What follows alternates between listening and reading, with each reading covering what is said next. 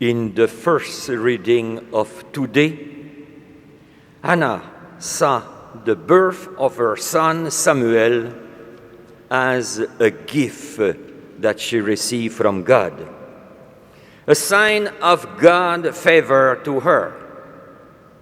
So after the birth of her son, she returned to the temple to give thanks and to dedicate her son to God. Dear brother and sister, dear parents, do we truly realize that every child is, first of all, a gift from God? I believe that all parents have hopes and dreams for their children. But parents cannot alone determine the future of their children. We have to remind ourselves that the children have to find their own way. Besides, God may have other plans for them that maybe could be in conflict with those of their parents. This is one of the messages of today's readings. The Gospel of Luke tells us the story of how the 12-year-old Jesus got lost in Jerusalem.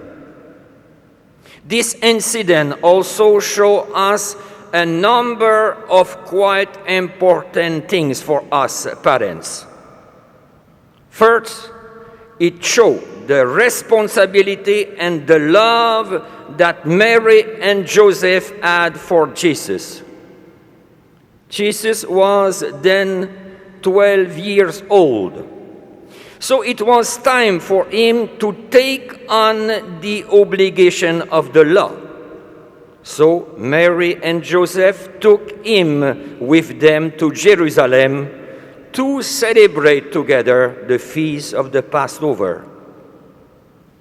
So it is the responsibility and the task of every parent to gradually insert our child into a larger community and to teach him or her its tradition and obligation.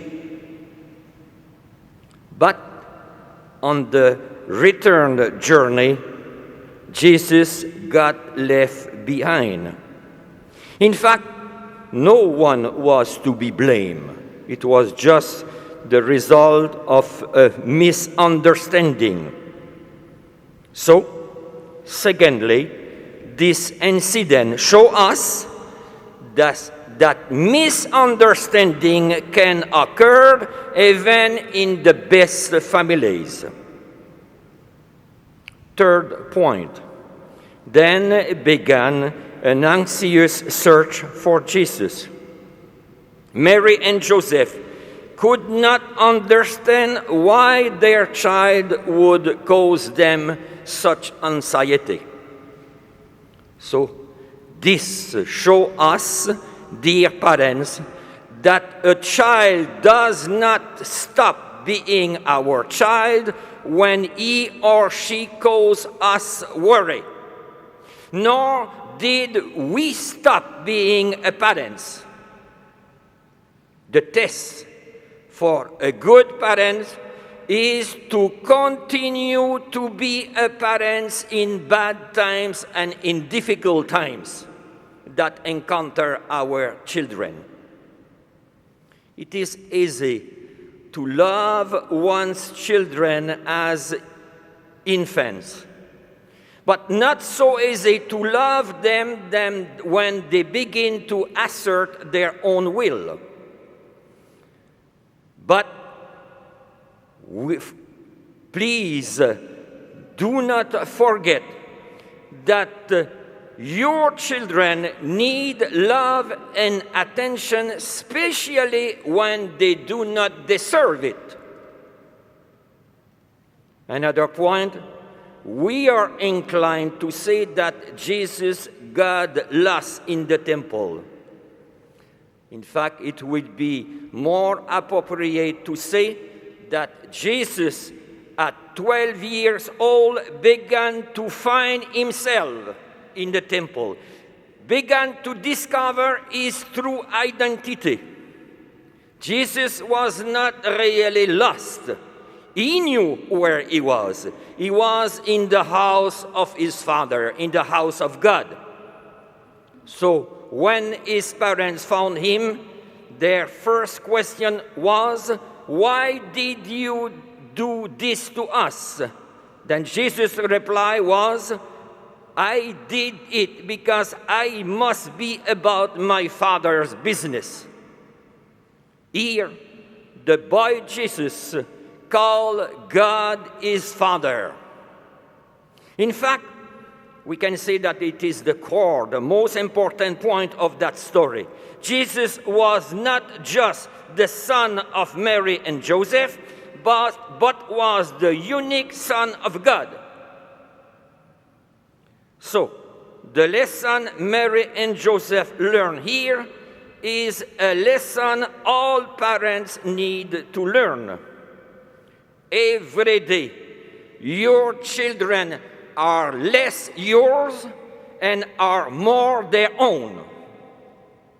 Dear parents, having given life to your children, you cannot take it back, and you have to let your children to find his own way.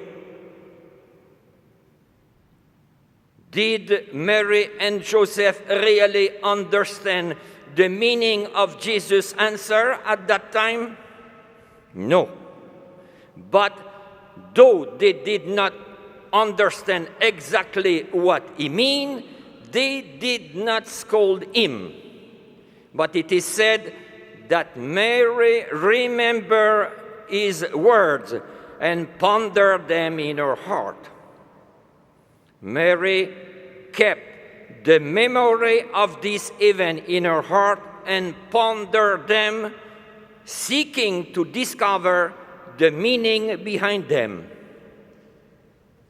This pondering, which surely is not free from uncertainty and anxiety, is a very important part of being a parent, of being a responsible parent.